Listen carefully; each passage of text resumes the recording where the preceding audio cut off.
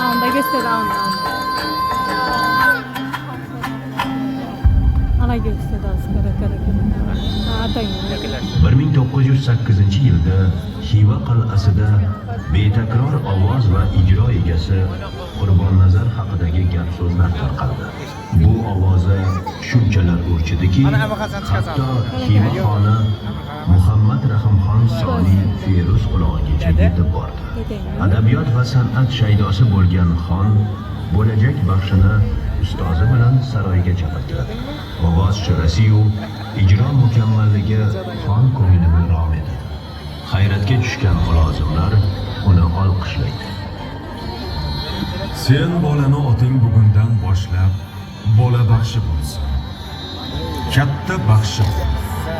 Ellar aro yaxshi. Bola baxshi hayoti davomida 100 dan ziyod shogirdlar yetishtirgan. 3 respublika xalq artisti Komiljon ota